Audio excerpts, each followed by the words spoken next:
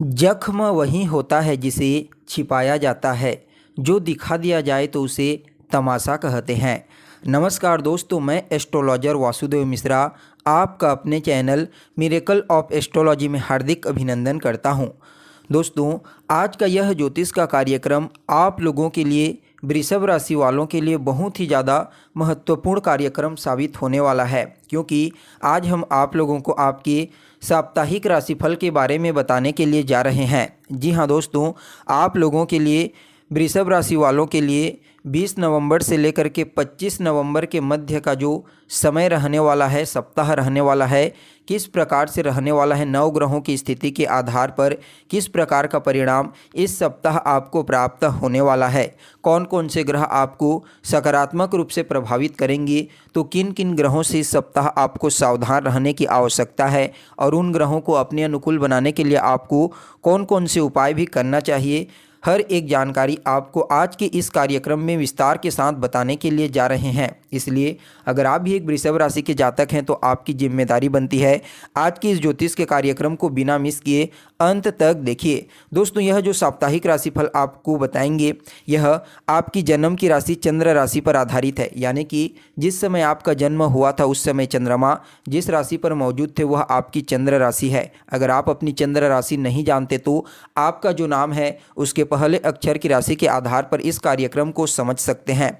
तो देखिए दोस्तों, जो साप्ताहिक राशिफल होता है उसमें मुख्य रूप से चंद्रमा के गोचर की गणना की जाती है, क्योंकि चंद्रमा को ज्योतिष शास्त्र में हमारे मन का कारक ग्रह कहा गया है। हम जो कुछ भी सोचते हैं उसे ही अपने कार्य क्षेत्र में इम्प्लीमेंट करते हैं और चंद्रमा की गति अन्य ग्रहों की तुलना में सबसे तेज है। चंद्रमा हर 2.25 दिन में अपना राशि परिवर्तन कर लेते हैं, जिसकी वजह से साप्ताहिक राशिफल की गणना मुख्य रूप से चंद्रमा के ऊपर डिपेंड करती है। तो दोस्तों, अगर इस सप्ताह चंद्रमा की स्थिति गोचर कुंडली में देखी जाए तो चंद्रमा शुरुआती 3 दिनों में 20, 21 और 22 तारीख को कुंभ राशि में गोचर करेंगे, जबकि मध्य में 23 और 24 तारीख को मीन राशि में, वहीं सप्ताह के अंतिम दिनों में 25 और 26 तारीख को मेष राशि में ट्रांजिट करेंगे। पहले तो चंद्रमा कुंभ राशि में शनि के साथ मिलकर के 20 योग नामक दुर्योग का निर्माण करेंगे। उसके पश्चात जो मध्य के 2 दिन का समय होगा, राहु से ग्रसित होकर के ग्रहण योग का निर्माण करेंगे, जबकि सप्ताह का जो लास्ट 2 दिन का समय होगा वह आपके लिए अच्छा रहेगा, क्योंकि चंद्रमा देवगुरु बृहस्पति के साथ मिलकर के गज केसरी योग का निर्माण करेंगे। तो दोस्तों, शुरुआती 3 दिनों में विष योग की वजह से डिप्रेशन, तनाव, चिंता ऐसी चीज़ें देखने को मिल सकती है। मध्य के 2 दिनों में राहु के प्रभाव से भ्रम की स्थिति, उत्साहपन देखने को मिल सकती है। इसके अलावा इस समय आपको किसी भी चीज़ में बिना सोचे समझे फैसला करने से बचना चाहिए। तो देखिए दोस्तों, आप लोगों के लिए, वृषभ राशि वालों के लिए चंद्रमा की जो स्थिति रहने वाली है शुरुआती 3 दिनों में, वह आपके 10वें भाव में रहेगी, जहां पर शनि भी मौजूद रहेंगे। विष योग का तो निर्माण होगा, लेकिन आपके कार्य क्षेत्र के दृष्टिकोण से यह जो सप्ताह रहने वाला है आपके अनुकूल साबित होगा। आप जो भी कार्य करते हैं, नौकरी करते हैं, सरकारी सेक्टर में करते हैं, प्राइवेट सेक्टर में करते हैं, या फिर कोई बिजनेस व्यापार करते हैं, तो वहाँ पर चंद्रमा और शनि का सकारात्मक परिणाम आपको इस सप्ताह देखने को मिलेगा। खास करके अगर कोई कारखाना आप चलाते हैं तो वहाँ लाभ मिल सकता है। पेट्रोलियम से संबंधित कार्य है, लोहे से संबंधित, इलेक्ट्रॉनिक से संबंधित कार्य करते हैं तो वहाँ लाभ आपको मिलेगा। साथ ही साथ जो लोग लिक्विडिटी से संबंधित कार्य करते हैं, तरल पदार्थ से संबंधित कार्य करते हैं, उनके लिए यह सप्ताह काफ़ी अनुकूल रहने वाला है। इसके अलावा नौकरी करने वाले जातकों को इस समय अपने कार्य स्थल में बॉस की तरफ से तारीफ मिल सकती है, चाहे आप सरकारी नौकरी करते हों या फिर प्राइवेट नौकरी करते हों। अगर आप अपने कार्य क्षेत्र में कोई बदलाव करने के बारे में सोच रहे हैं तो इस सप्ताह वह बदलाव आपके अनुकूल होगा। साथ ही साथ दोस्तों, यहाँ पर जो लोग लंबे समय से नौकरी पाने के लिए प्रयास कर रहे थे लेकिन नौकरी की प्राप्ति नहीं हो रही थी, उनके लिए भी इस सप्ताह नौकरी प्राप्त होने का योग बनेगा। इसके साथ साथ 10वें भाव में जब चंद्रमा गोचर करेंगे तो वह अपनी 7वीं दृष्टि से आपके 4th भाव को देखेंगे, जिसकी वजह से भूमि, भवन, मकान, वाहन जैसे सुखों की प्राप्ति आपको इस सप्ताह होने वाली है। अगर आप कोई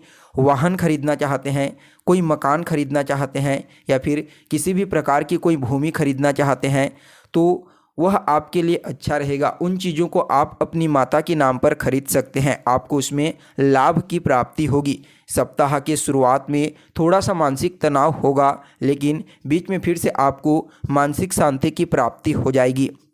इसके अलावा दोस्तों, चंद्रमा मध्य के 2 दिनों में यानी कि 24 और 25 तारीख को आपके लाभ भाव में ट्रांजिट करेंगे। लाभ भाव में चंद्रमा का गोचर करना काफ़ी अच्छा माना जाता है। वैसे तो लाभ भाव में हर ग्रह अपना श्रेष्ठ परिणाम देते हैं। यहाँ पर पहले से राहु ग्रह भी मौजूद हैं, तो ग्रहण योग का प्रभाव तो पड़ेगा आपके जीवन में, लेकिन राहु विस्तारिता के ग्रह कहे जाते हैं। चंद्रमा मन का कारक है, इसलिए आपके मन में लाभ को लेकर के नाना प्रकार के विचार उत्पन्न होंगे और संभावना है कि उनमें से बहुत सारे विचार आपके लिए परफेक्ट भी होंगे, जिसकी वजह से चिंता तनाव तो होगी ही होगी, लेकिन इस समय आपके लिए लाभ के अवसर तो भी खुल जाएंगे।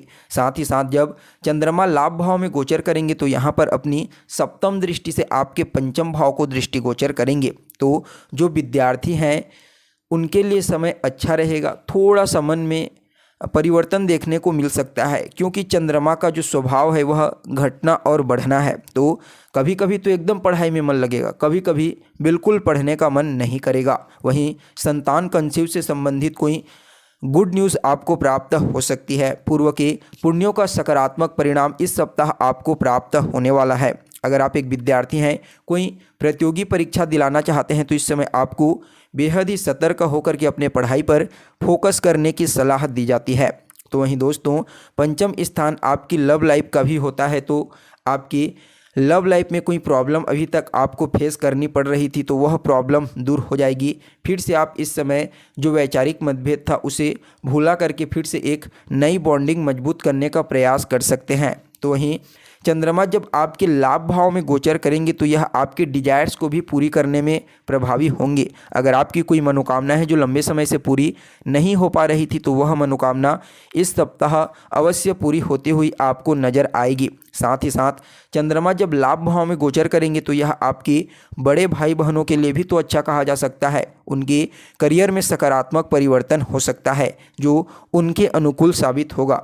इसके अलावा दोस्तों, चंद्रमा सप्ताह के अंतिम 2 दिनों में कुंडली के 12वें स्थान में गोचर करेंगे। यहाँ पर देवगुरु बृहस्पति के साथ मिलकर के चंद्रमा गज केसरी योग का निर्माण करेंगे। देखिए, वैसे तो 12वां स्थान उतना अनुकूल नहीं माना जाता, लेकिन यहाँ पर देवगुरु बृहस्पति और चंद्रमा दोनों के दोनों अपने मित्र की राशि में गोचर करेंगे और दोनों मिलकर के गज केसरी नामक राजयोग का निर्माण करेंगे, जिसकी वजह से इनका प्रभाव आपके जीवन में काफ़ी हद तक सकारात्मक रूप से देखने को मिलेगा। देखिए, यहाँ पर आपको लाभ भाव का परिणाम मिलेगा और आपके यहाँ पर अष्टम भाव का परिणाम मिलेगा, यानी कि आपको देवगुरु बृहस्पति और चंद्रमा के गज केसरी योग के प्रभाव से अचानक ही धन की प्राप्ति हो सकती है।